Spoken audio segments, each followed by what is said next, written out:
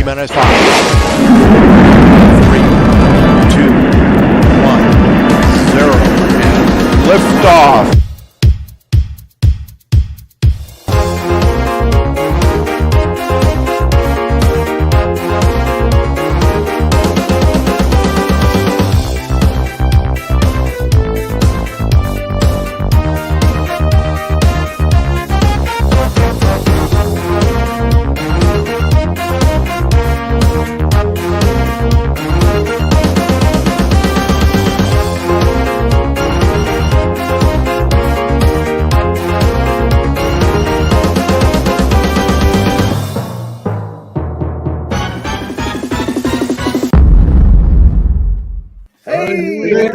Here we are, and here we are, still at 8 o'clock UK time and wrong time in America. Well, 2 o'clock Mountain Time, it would be 3 o'clock Central Time, 4 o'clock Eastern Time, and I don't know, Pacific Coast, who cares? You mean there's no one in the Pacific Coast who watches us? Well, yeah. Is there anyone in the house? PM on the Pacific Coast. Let us know what the time is. We don't know. We don't know the time. We know it's 8 o'clock, 9 o'clock in Spain, 2 o'clock in Idaho. Well, that's it. Right, anyway, welcome everyone. And at the new time of the show, we're released for around, well, three weeks, is it? Whatever. So, who we got in there? So, Captain Joe's been here since 6 o'clock, 2 hours. And Laurie and Chuck, they're busy sort of editing videos, etc. And Stevie Knowles here early as well. Stevie, you haven't changed your clock. Come on. Don't confuse me. Who else we got here? Who else we got in the house? Barkley? Oh, yeah, don't forget Jaffa Cakes. There he is. Well, Barkley says he's having one right now. Wow. And Caroline's here.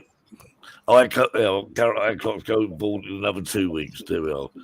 So we'll be back to square one. Yeah, Hey, Steve, we missed it. On the count of 3. Sweet Caroline. It just has to be done. I'm sorry, it just does have to be done. Become a regular feature, isn't it? Simon, yep. Oh, yeah. We'll have to make a video one of these days, won't we? You don't take drones. How you doing? Hey. And anyway, worries me. I always get a message that says, "Reminder: be ready to start the live show at 8 o'clock." On Facebook somewhere. A bit late with the reminder, isn't it? Yeah, it does it every week, and it just freaks me out. No, flying with me. We have Jerry, and I'm down here. Jerry's here. Oh, disappeared then. And Steve's here. How you doing, Steve? And Mickey Moo. How you doing? 107 Drones. That's Barkley. Mark R. White. See, it reminds you of the lemonade, didn't it? Yep. R. White's lemonade. Lauren, how you doing, Lauren? Snow or sun? No, never know. And Drone Views Media. There's some buttons. Alan. And anyone else? Oh, Mike and Yvonne, how you doing? We haven't seen you, ladies. Although we are in Spain or back in the UK, I don't know. Anyone else? This is getting longer. I'm going to get to the bottom of it, right? Right, I think that's it. If I have missed you, welcome anyway. Thanks for joining us in this our hour of need, as they say. Right, so what we've been doing, you see, Jackie's got green screen. She's actually outside, and she's on location in somewhere. Back at the lake I flew at on Thursday. I have a question for you, Jackie. So I watched Harvey's video, and I kept waiting for that little waterfall right behind you. I kept waiting for somebody to go under the overhang and back up the other It could be done. I mean, you can see, can't you? There's space. Yeah, you could dodge the. Yeah. I wasn't brave enough to put puggles under it, though. No. It was like water and drones. No bueno. I've tried No bueno. There's always a loser. Anyway, let's bring on our guest, because he's sitting there, he's eating all the sausage rolls, and I'm glad you remember what the time was. So here we go.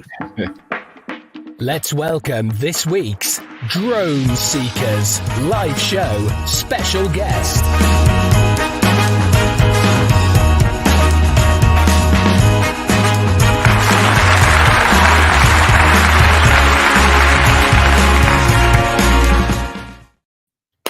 Hey, Jackie, Steve, Marcus. Back, Eric. How you doing, Eric? Good to see you. And, Yeah, good to see you guys again. How's everybody doing? Yeah, I'm Good. good. Everyone good. Yeah, I missed all the screen up again. No, I don't like that. I don't know Somehow where we people all are. made it on time, even with all this crazy time change, huh? We were saying the other week, Eric, about the time he's always 3 p.m. And we yeah. I'm forgetting all about the fact that the clocks change in the States. Well, technically 3 weeks before or 2 weeks before we do. So if you'd What the forgotten reason to for that is? change your clock, Eric, would you have been an hour early or an hour late? Well, I would have been an hour early. Oh, Yeah. that's all right. Guess it's better to be early than late, right? Yeah. Indeed. What Chuck did, Chuck was in here, I think, and a couple of others in there a bit early. They suddenly realised what the Wondering time where was. Everybody thought, oh, the show's not on tonight.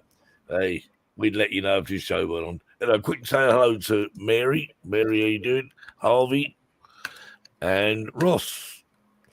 I think that's we're here. Facebook user. What is it? Lost it. Hello, everyone. Liking your background, Backpack Jack. Thank you. I That's know. Elaine. Who's That's Elaine. Elaine? Is it Elaine? Oh, Yeah. Gary. Gary's here. Hi, Gary. Yay. Hello, Gary. Oh, he's come in to do the joke, isn't he? While Terry's away. Oh, Yeah. Gary, yeah.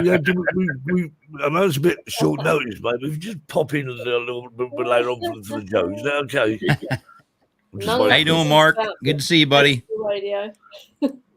Yeah. Chuck says, I was like, huh? Then I was like, duh, huh? I'll just love it. Anyway, Eric, it's great to have you back on the show again because I'm sure you've been catching up with your flying and whatever, sort of skimming trees and whatever, watching your videos.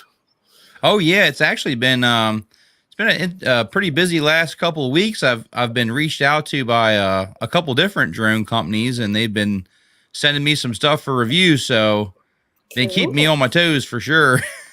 It's good, isn't it? It's good that it keeps it going. You know, it's Yeah. great. It seems like I get the most amount of requests for reviews when our weather's like the worst for some reason. So Eric was one of So what you them. want to do, Eric, is actually fly the drone in really bad weather and then say, yeah, about your drone, it wasn't very good. So why? Because it got Yeah. crashed. Because it was rubbish. He got soaking wet and crashed.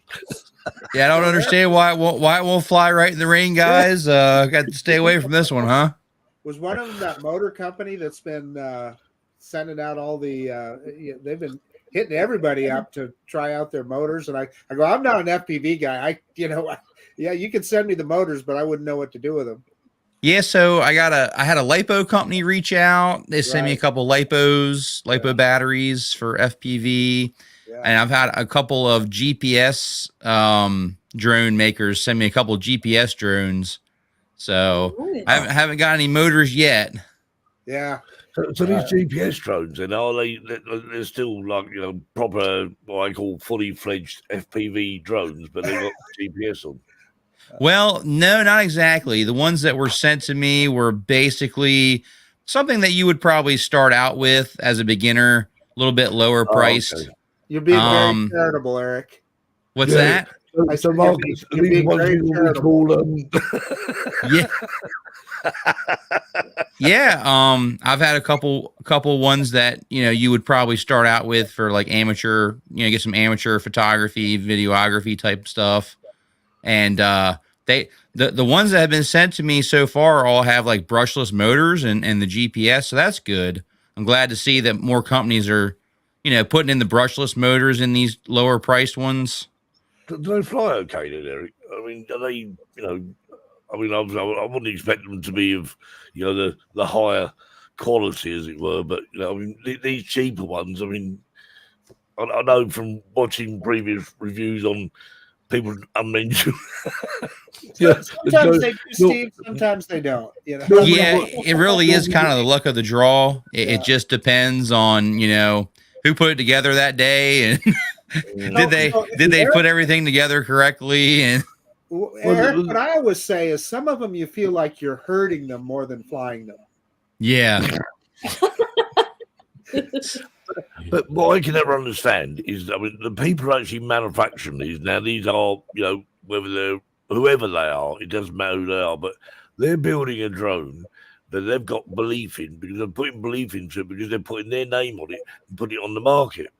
And when it's complete, no, not a complete failure, but when it doesn't perform that well, I'm not trying to be polite here. Sure, they must think, well, it worked right when we tried it. When did they try these things? Yeah, I mean, I've had a couple that have been sent to me that just performed like really bad and were I considered unsafe.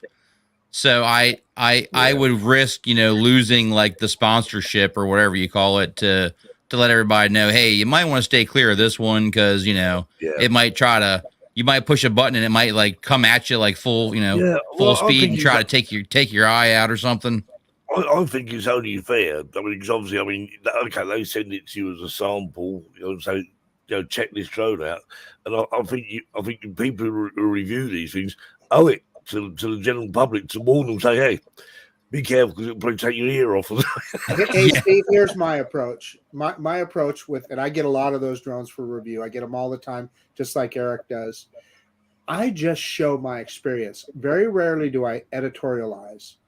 I just show, hey, if it is easy to take off with, and let them look at the video. If the video looks like garbage, well, it's garbage. It just is what it is. Yeah.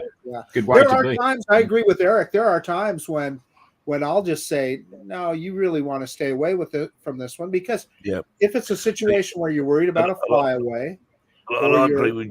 Right, a loss of control. I agree with Jerry. If it's about give a bad review if it's bad, you're not helping. Give them a false review, and I quite agree, because at the end of the day, the fact remains that people are still going to spend their money. It doesn't matter how little their money is. Maybe they're buying a budget drone because they can't afford to buy, one of the upper market ones. Just don't spend your money at all. What Erik and I both know from flying these drones is that there are some very, very large YouTube drone channels out there that review these drones, and they do exactly what you're describing. They just gloss over it, and they make it look good. And I'm not going to name any names, but it doesn't take too much to. I have seen one guy who actually reviews these drones, and he was actually flying the thing. You could see the drone was acting up left, right, and Chelsea, and he was sort of going, you're making a joke of it. I thought, well, it's not funny, but smashing in the face, it ain't funny. Well, one of the things that I know Erik can probably recognize the same thing. You can watch some of those reviews, and we know from flying that same drone, he cut this video right here because he didn't show that part that we know is not, He didn't show the bit where the drone was coming right at him and smashed him in the face. The next thing he was blast on his face. I mean, and that's the good thing about like my channel being like something I do, for fun and on the side. It's like I don't like depend on this to like put food on my table. No. So if I say if I'm honest about it and say, well, this product really wasn't that good and it could really use some improvements here, and there.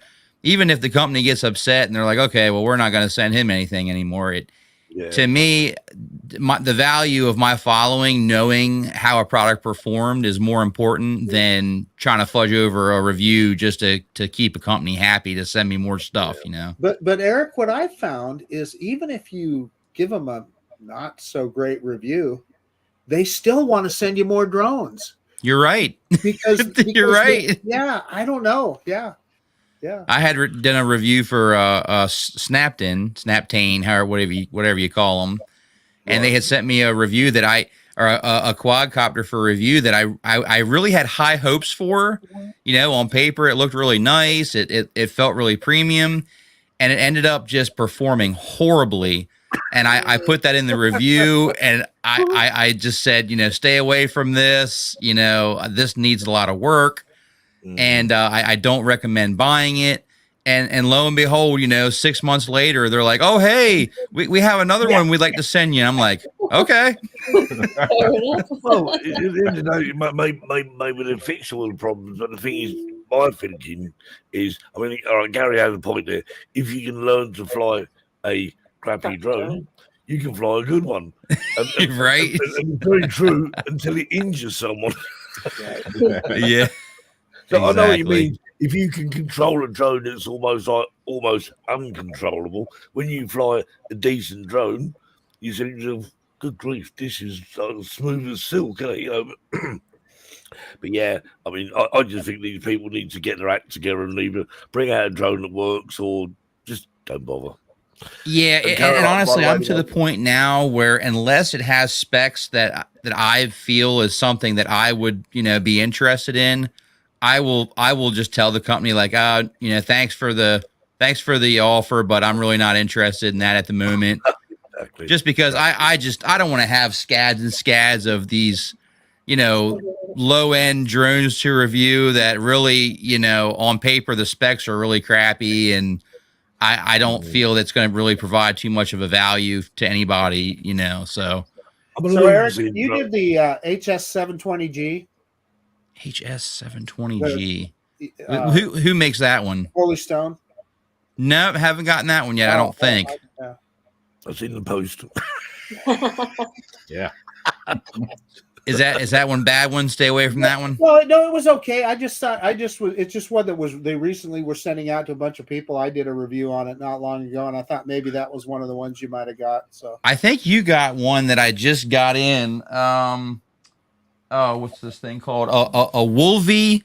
Oh my goodness. Pro or something. Yeah. And here's the funny thing, Eric. Got the right idea. They don't even know. Right. The review that I did of that one. Again, I just showed, and it had some problems. So I did the review and so forth. Here the other day, I get another email from them. They're trying to get me to review the same drone again. So they don't even know who they sent a drone to or who they didn't. Yeah. Oh, wow. Yeah, so it looks pretty cool, like out of the box. I was like, oh, this thing looks pretty cool. It feels pretty like premium. But all that doesn't matter if it doesn't fly good. So I gotta do the review test on this one, probably within this next week. So we'll see how it handles in the air. We can compare. So I look forward to your review, because what I've also found with some of these drones is one of the same model can work pretty good, and then somebody else gets one that doesn't work at all. So their quality control. Well, that's not good, is it? That's what Eric was saying earlier. Depends who built it on that day. That's terrible, isn't it? Any drone built on a Friday, you had it. Yeah. Hey, Johnny D. Good to see you, man. And Maddie's. That's what people want to know about the quality control. Yeah. Well, all the drones that I get, that are, I would say, like the budget tier that have, the GPS and all that, I will purposely take them to more rural areas because a lot of them are really prone to Wi-Fi interference. Right. And I live in a really heavily Wi-Fi congested area. So one of the ones I just did, I actually said that in the review. I believe it was the, oh man, what was that? I can't even think of it now. There's been so many that have come across my desk. But anyway, it's on the channel, the last review I did. That drone, I took it out to a rural area, and it did really well. Like the return to home was pretty good. The GPS holes seemed pretty decent. But then when I tried it here at the house, it just didn't perform nowhere near as good. So I was like, well, it's definitely Wi-Fi prone to interference. So definitely, if you're going to buy this, you better fly this, with like no Wi-Fi around. The most everyone's when these drones turn up. I'll take it they don't sort of like say to you first, I'm going to send you. It just turns up on your doorstep, and you sort of, oh, what's this? Open it up and think, oh, this looks interesting. Yeah, typically I'll get like an email, and they'll be like, oh, we want to send you this product, and then they'll send me like a link to it. and I'll go over some of the specs that it has and see if I'm interested. The Wi-Fi drones can be problematic, and I know Eric will agree with that. The Wi-Fi drones often where your phone is connected Wi-Fi to the drone, so that limits range. You also then have a lot of lag in the controls on those kind of drones. So yeah, and a lot of them are saying that, oh, we've got the new 5G Wi-Fi, which is supposed to be better than the standard Wi-Fi, but still, it's not going to be as reliable as something like a DJI or Altel or one of your higher end stuff. I still live in an area we haven't got 5G here at all. I mean, we've got 4G still. Yeah, we're so far behind. We're a rural part of the UK. No one worries about Suffolk and Norfolk. Lead them till last. Let's bury St. Edmunds, huh? Yeah, that's right. I mean, it's taken absolutely years to get this like fast internet thing. Before that was just dial up. Yeah, right. I remember the times when 56k modems. I mean, how the hell do we update anything with that? Can you imagine it, can't you? Matty's got a good question. He says, "What's going to happen to these smaller companies when remote ID kicks in?" Yeah, that's a good point. Yeah, well, there are two things. I think they're gonna, and I'm sure you've seen this too, Eric. There's a number of these sub 249 gram drones coming from those, I'll call them toy grade drone makers, and many of them they probably just won't have it, and they can claim if they produced it before, I think it was September 2022, that they can still sell them. So I'll bet you you'll still be able to buy them on, I guarantee you. Well, I think that's what they're actually doing, because it seems like they're recirculating older products back out again in different waves. Because now all of a sudden I'm getting sent, offers to review quadcopters that have been out 6 months ago. Right. And now they're like, oh, can you review this? So I think that they're just like you said, they're going to continue to keep pushing out all of the drones that were manufactured before September. Yeah. Because they don't have to require, they don't have to do the whole remote ID and comply with that because of the date, the mandate. Gary was saying on here that you guys actually review these drones. Donate them to him. Donate to local flying schools for new flyers to learn. Well, that's not a bad thought, really. I mean, obviously, once you reviewed them, if you haven't got to send them back, send them back to where they went. So, I don't know what you need to do. Let me tell you what I do, Steve. Can I tell you what I do? Just imagine it. Everybody, and I mean virtually everybody on my street has a drone now. Yeah, right. They make excellent birthday and holiday presents. Yeah, passing forward. That's fair. That's fair. Yeah, I bought you this for Christmas. Is it a nice drone? That's a piece of crap. You can fly anyway. Yeah. Any ones that don't perform really well, I won't bother giving them away or anything like that. I will just I'll just either keep it here or just throw it away. Anything that doesn't perform safely to me is a safety hazard. So to me, that should go right in the garbage. Eric, just ask them for if you can up a firmware upgrade. So look, your drones do this, give me a firmware upgrade, and maybe they might tell us, oh yeah, okay, but probably won't. But yeah, luckily I haven't had too many that have been like that. I haven't had too many bad ones yet, so hopefully that's not going to be a trend. Was Caroline saying here? Yeah. It's so true, Carolyn. It's so true. I see one of my neighbors on the street. Hey, you want a drone? Yeah, exactly. Stop! What? You got a drone? No, you have now. In fact, let me tell you this. I had a new washer and dryer delivered here recently. The two delivery guys, I gave them both a drone. Oh, nice. What's going on, Dizzy Dean? Good to see you, brother. I've got a fan there, Dizzy Dean. There's a few channels here I've got to check out after the show. Dizzy Dean and Dizzy Dean, yeah. Baggy Balls. Yeah, that's what it was. John Have you Coopy just said it. It was a Googled Ruco. That's the one I just reviewed. The Ruco F11 Mini. Oh, That's yeah. right. Oh, geez. Yeah. Yeah. Yeah, and that one, like I said, it performed pretty decent, like in a rural setting away from Wi-Fi. It did pretty decent. Life does not do well, so keep that one away. Yep, same one. Keep that one away from any kind of Wi-Fi, and you'll be fine. keep it away from the air. Keep it away from pets and kids. Keep it in the box. Keep it in the box.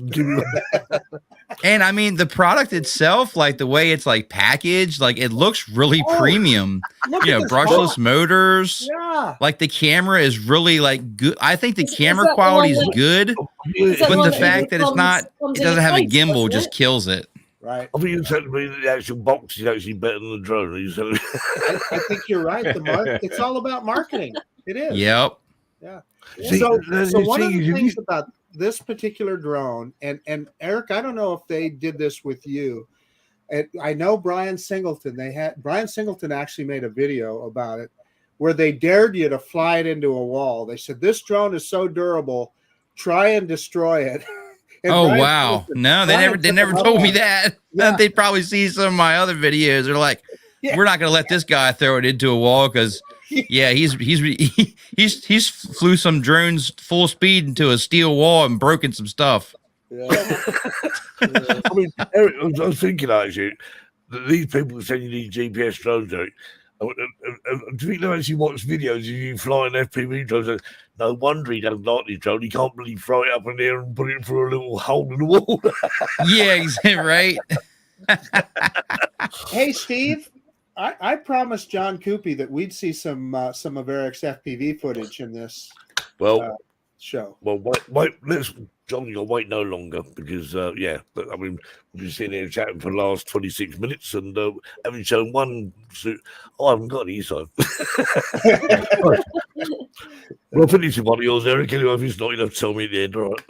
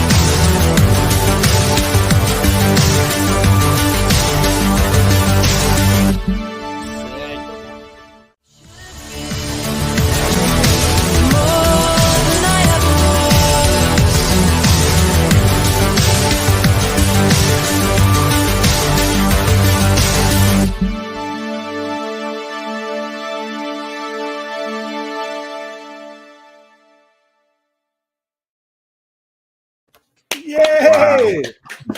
Thank you, man. That was my first crane. It was so much fun. Fun. I think most people been watching that have been feeling sick. Yeah, I was standing up flying that one. Really? And I saw somebody had asked if I was sitting down or standing up. I was standing up on that one.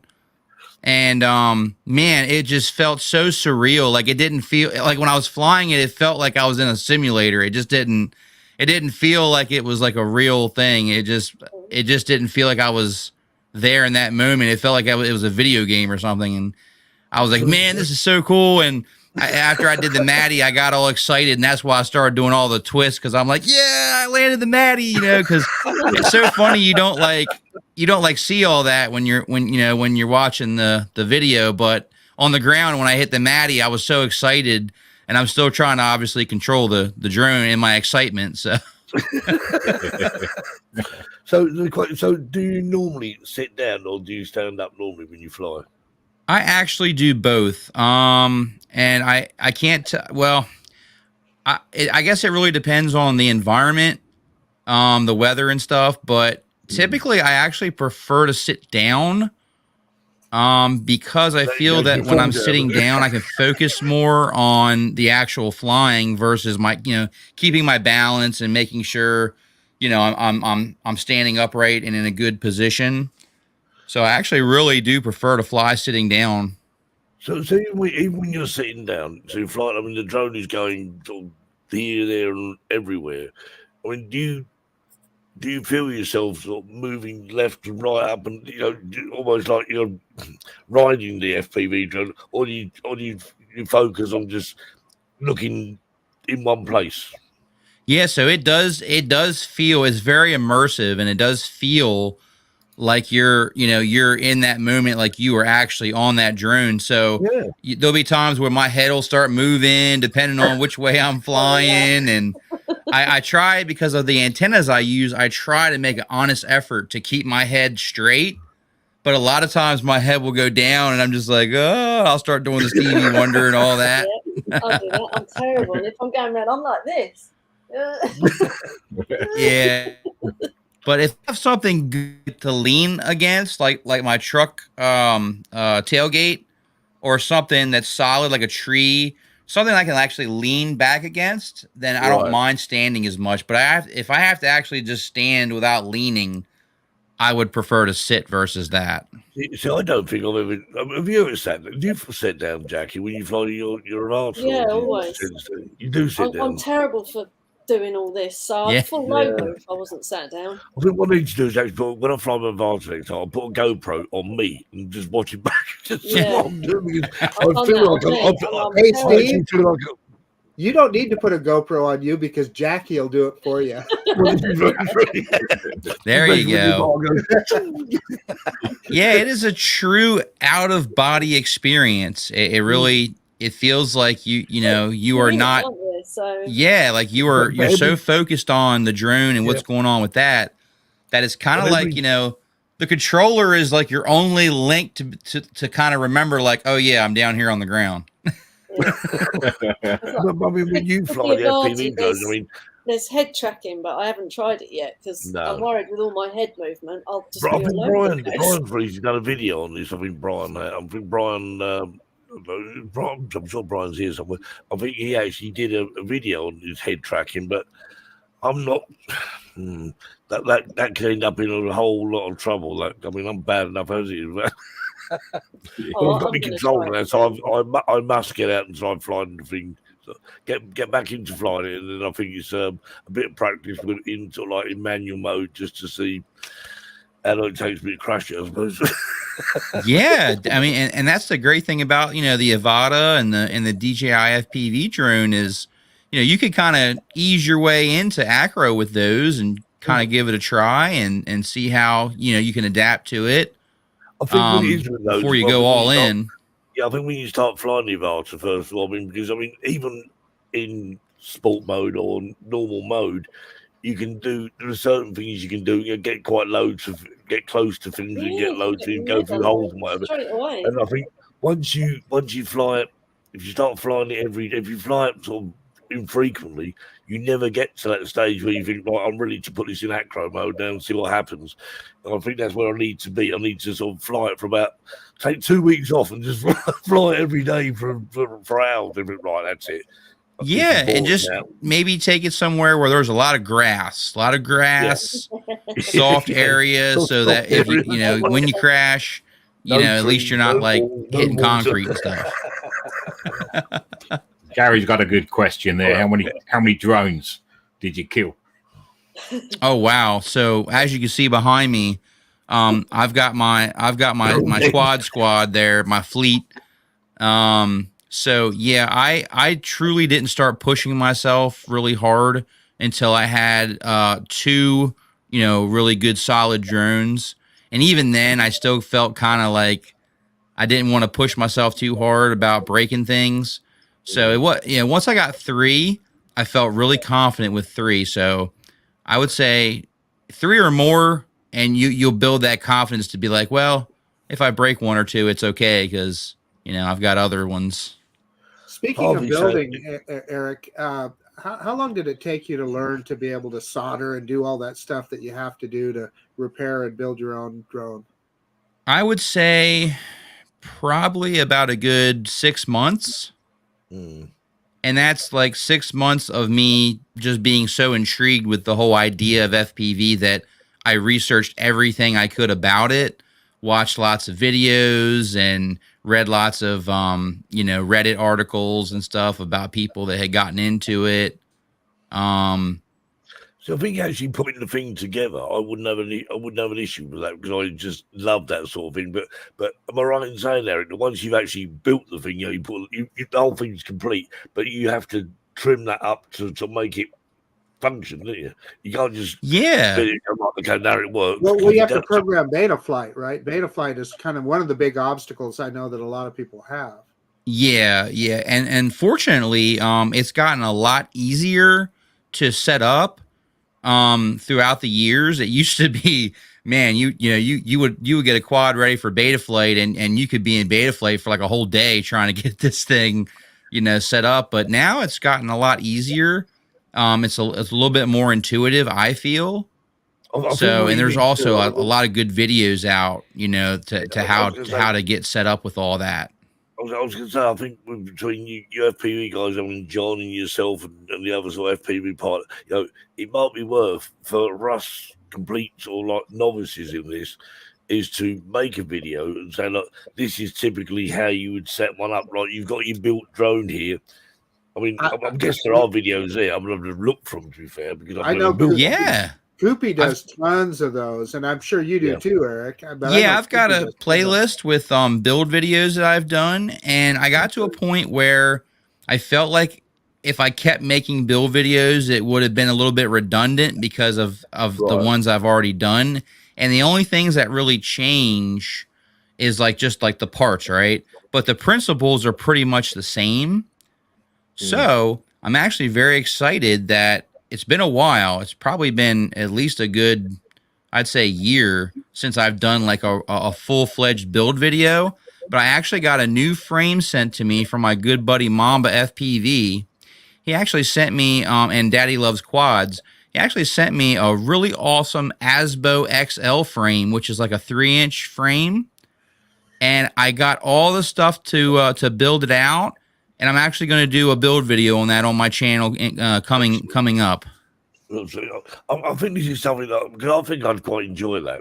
Actually, certainly the construction of it, I would. Yeah, because that's what I do. That's my sort of thing, as it were. I've just never built a drone, but soldering. I never have an issue with soldering. I've been soldering since I was about 6 years old. So soldering changed a little bit. Obviously, they done away with the laws of actually putting lead in solder. But I've still got a whole reel of it, so I'm not going to start using it until I've used it. I really enjoy the building process, like a new build. And actually, I got a little bit depressed once I finished my 4th quad for my freestyle because I was like, oh man, well, I guess I won't be building anymore for a while. And believe it or not, as much as I love building, I absolutely hate repairing. I know that might sound weird, but I love like building new from the ground up, but I really despise repairs, like taking apart and like fixing things from crashes and stuff. That is the issue, actually taking them apart and actually replace, because you've got to replace the frame. You've got to take quite a bit. Well, you've got to take the whole thing to bits, haven't you? Yeah, you got to take stuff apart and desolder and all that. And I don't like doing that as much as I like building like something new. Oh, interesting. So, Caroline's like, complete quality build of my channel. Lead solder is a must. But you can't actually buy lead solder anymore. It's actually it's a banned substance. I mean, I got some from my previous job, was about 15 years ago. I changed my job. You know, where I work now, I mean, it's all this, solder. You must do this, must do health and safety gone mad. But I've got this fine tip soldering iron, very fine tip multi-core solder, and it's lead, and I don't care. Yeah, I mean, you got to do what works for you. I actually use the Armatan solder, and it has a little bit of a higher tin percentage, which makes it melt a little bit easier and flow a little bit better. And it's got the flux core, the rosin core. When I say, because I found, that's one thing I found is that the newer solder, my soldering iron, because it's quite an old soldering iron, it doesn't get hot enough to melt the solder properly. It doesn't flow, and that's why if you get multi-core solder with lead and tin, it just flows beautifully into place. Yeah. Carol says you can still buy it in. That's interesting, Carol, because actually mine was some RS components. Actually, right? Nice. Okay, Kev, you're in the chair and tell us a joke. I think it's Gary's turn. Yeah. It is. Well, old solder coming from a flood acting beating solder. Yeah, right. And using the correct tip is key as well, because I have a couple different tips that I like to use. And for the larger joints, if you get a larger surface area tip, it can make a huge difference. Yeah. Well, I used to use the final one, obviously, for soldering ICs when you got like a 20-pin IC and you're trying to solder without joining the tracks together. So it gets complicated. Right, video time. What we got here? Let's watch this one. Tell you what, this quad was kicking up quite a bit of dust. Kicking up dust. Roll.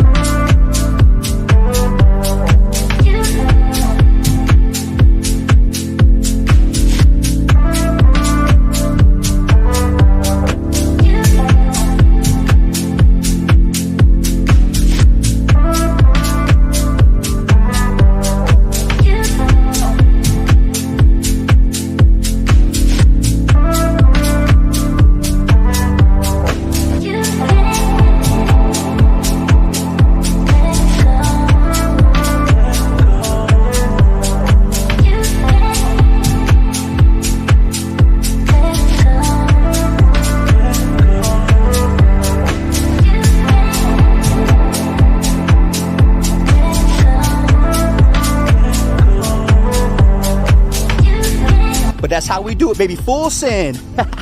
Thanks so much for watching, guys. Please like, share, subscribe, and there's going to be more Success FPV freestyle videos to come on the channel. Stay tuned for that. And until next time, guys, thanks so much for watching. E-Drone out.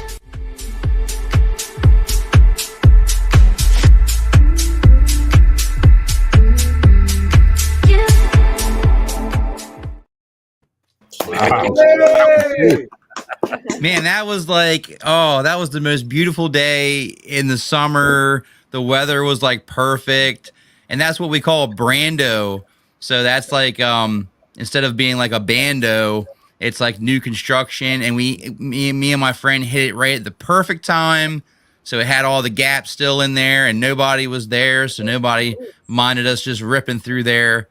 And, yeah, that crash that I left in there, I actually busted the ND filter that I had, so that's why it like got all bright looking because I had the shutter locked. I was going to say that because after that crash, I thought, hang on, what's happened to the light? I thought the camera was damaged. But. Yeah. So just luckily, I used like the little glass slide-in ND filters, and what they do, besides obviously give you that nice motion blur and help with jello and stuff, they also protect the Action 2 or the GoPro, whatever I'm using. So yeah, like if I bust one of those, it's like $10. Like no worries, Yeah. I mean, that is the thing we realise. Obviously we say about So you talk about the cameras and using the GoPro. That's often forget the fact that they're GoPro cameras on there. These are not, they're well. If you lose it, I know. Yeah. So and I like to fly really fast, and something that like feeds my adrenaline when I'm flying that fast is knowing that like if I don't hit this gap or if I don't hit this trick just right, it's going to be pretty bad. It's going to tear up something pretty bad. So that kind of like escalates your adrenaline to where you're like, oh man, I better be right on when I hit this gap and stuff. So just adds to the excitement of it. That was very fast. Rob's saying they're cracking up. I struggle to focus, and this is what I've always said about people who actually fly RC planes. Thank you. Because with RC planes, of course, I mean they whiz through the air, and you're thinking, I don't even know I can actually keep my eyes on the drone or the plane to see where it is. The plane where has it gone? I've lost it. I'm sure we've all done it in the past. Look down at your controller and you think, where is my drone? Yeah, right.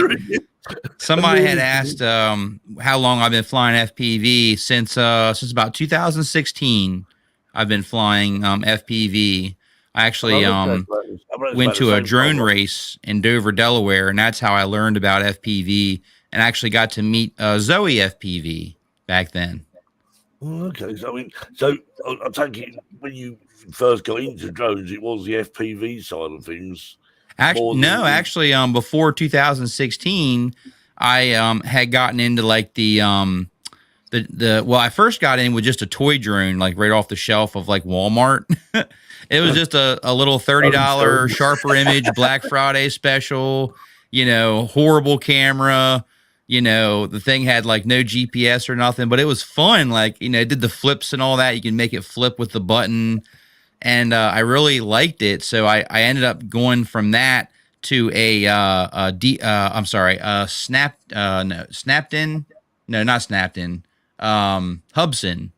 H501S. 501S, yeah. Yep. And then that kind of just took me right into DJI. And then I kind of got a little bit stagnant with the camera drones.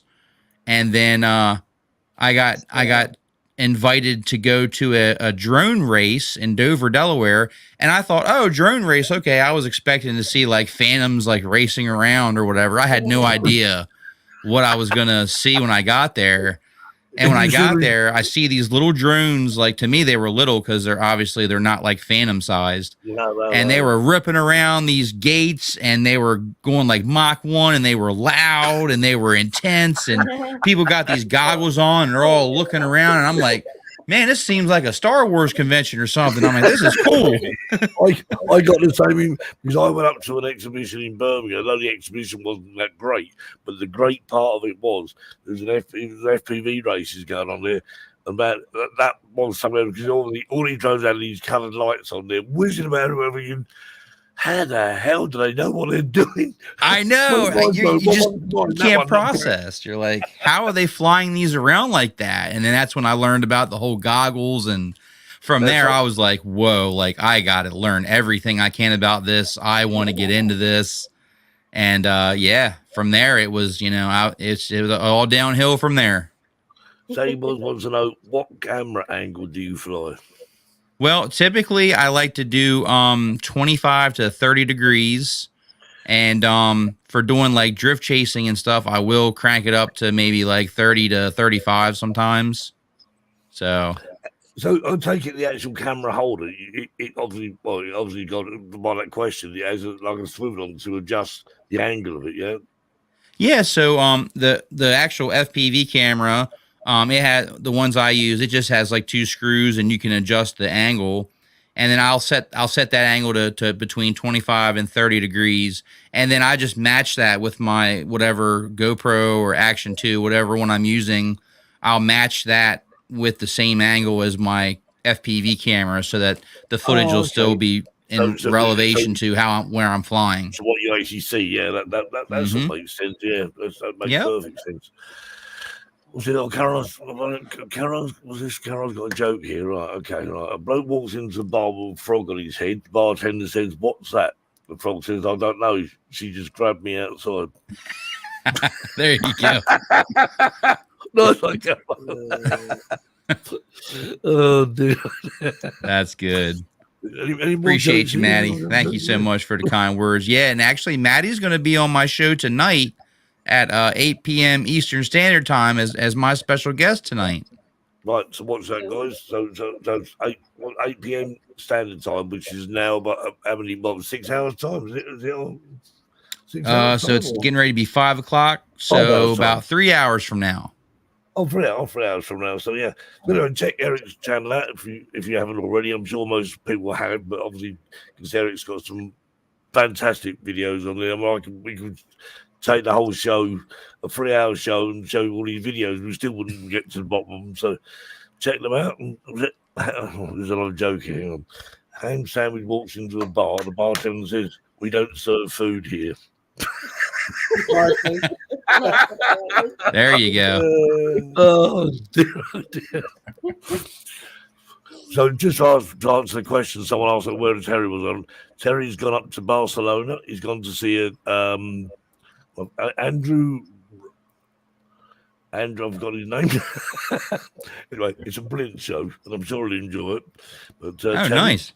When you're back here next week, I mean, we was going to say AWOL, just we don't know where he is. He just disappeared, but no, he hasn't. He's got Andrew Rule. That's it. Ruel? Something Ryu, like I think. Or something like that. Cool. So yeah, your shows are always so much fun, Steve. Always have a good time hanging out. Got an awesome crowd. Yeah, we love to have guests on the show. So, I mean, anyone watching, if you feel like you want to be a guest on the show, just let us know, and we'll sort it out, because we just like to promote other people's. There's another channel, and I've forgotten the channel's called now, but we've had 2 guests on there, and they do the same sort of thing. They promote people's videos. Nice Drones UK. That's it. Jackie, I think you had a couple of videos on last Wednesday. Tony and David. Yeah. So I mean, that's what I do. But yeah, well.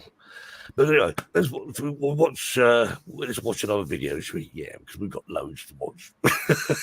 We've got time. I'm sure we have. Yes. Right, what's this one here? This one here. But I've got a couple of other videos that people send me today, but unfortunately we haven't got time to watch them today. But next week is another week. Oh, hang on, what's this one? I've got the right one. This one.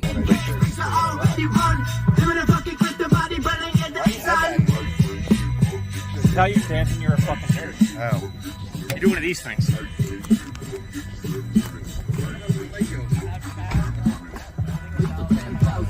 You guys always have the best B-roll, I swear.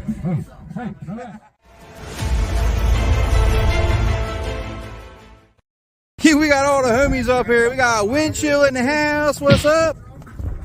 Vampires up here. What's up, man? Hey, no crashing today, right? Last week and almost killed someone. Oh, wow. We got Izzy in the house. What's up? How you doing? What's up?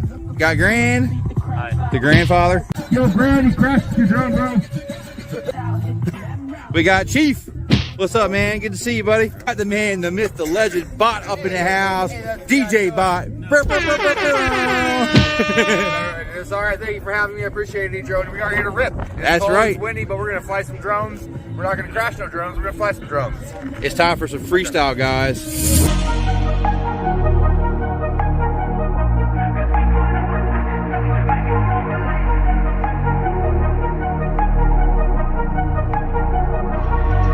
Yeah, I gotta keep dreaming, gotta keep going. Yeah, I gotta keep pushing, gotta keep breathing. Yeah, I gotta keep working. Yeah, this for the moment, I start with $1 million. And I want my mansion, so my family knows that we are set for life. Yeah, ain't nothing that's gonna take over. Shit, know when they gonna take it, but I grab it. I'ma have it, I've been cutting my habits. So I gotta do it, man, I gotta demand this. Cause I've been really good, man, I want my status. Damn, they gonna see that I do this, they gonna see that I think this dope. Now they say, oh shit, I can't do the same when you kidding, bro. Cause I spend my time just working, but I spend my time just grinding. And I spend my time in the studio with these lyrics, just combining. Just torching all these diamonds, cause I made it from far. And nobody believed it, but I showed them what I was. Cause I am a monster, I'm back on my run, yeah. I'm about to show them what I have been on, yeah. Cause I'm about to do it when they see that I'm around, yeah. Cause we pull up with action, yeah, we make them all believe.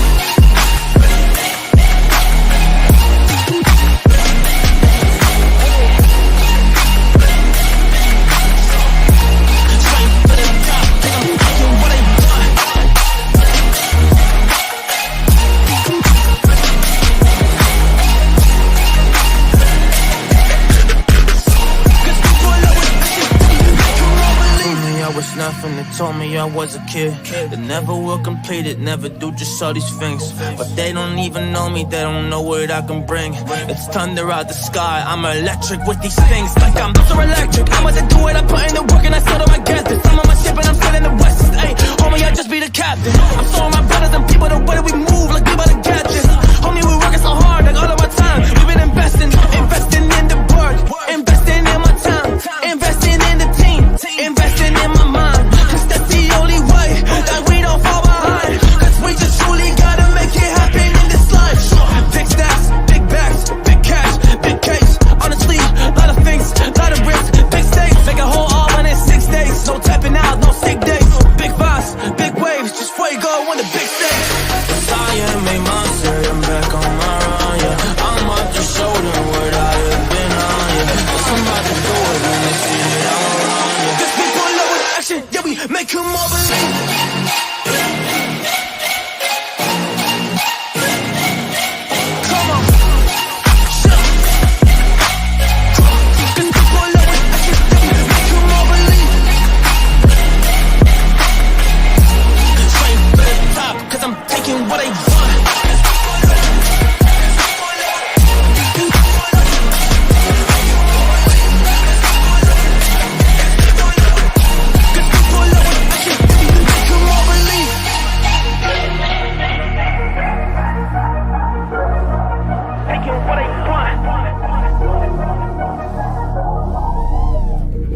On top of the morning, on top of the wave, on top of the team, on top of the days, on top of my purpose.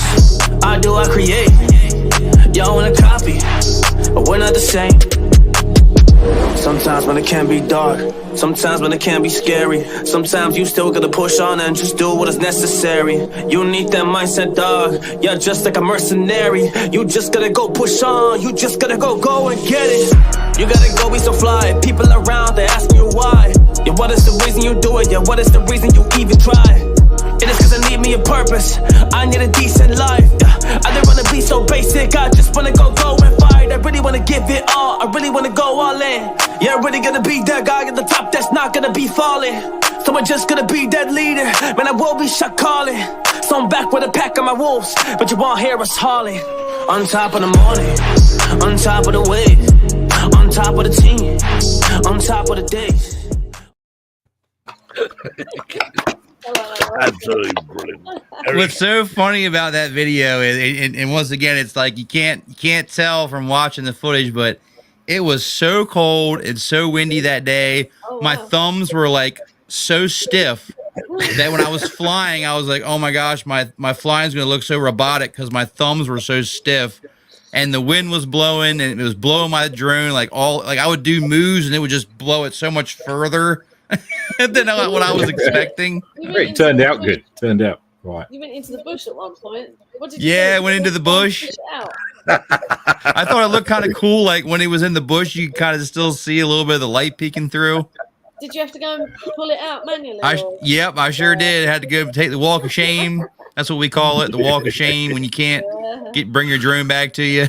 That is horrible. If you think, well, last walk of shame, I had to go and find the drone first. Yeah. And then when I flew through that one concrete box, the little small one, I actually hit it on the side. On the way out. Yeah, and that actually took off like almost a whole tip of my propeller. Wow. So when I brought it back, I was like, man, how is this thing even flying this good when I was like missing like almost a whole leaf of my propeller? I was like, the software has just gotten so good now. It actually sort of counterbalances to a degree. So it senses that there's not so. I mean, but that's it. But both props, I mean, you lose a part of the prop. I mean, the drone's going to fall out of the sky, I'm guessing. But you would think. But yeah, the software's gotten so good now, it can actually like correct for that enough to get you back home. So that's what DJI needs to take note of that. We'll have to. Anyway, we'll come to the end of the show. Erik, thanks ever so much for coming on. I'm sure we'll have you back on the show before very long. Absolutely, Steve. Happy to be here. Thanks for the invite, man. Appreciate it. Great. Obviously, check Erik's show out tonight. And Marcus, you got a show during the week or not? Monday night, Drone Seekers Live. Yeah. Or Drone Nation, excuse me. Drone Seekers right now. Drone Nation. Are you sidelining? Tomorrow night, 7 p.m. Mountain Time, 9 p.m. Eastern Time. There you go. And Add Jackie 6 hours to that for UK time. Add 7 hours to that for Jackie's time. Yeah, I never managed to stay awake. It's too late for me. Jackie, you got any flying this week, Jackie, at all? Or yeah, maybe Thursday.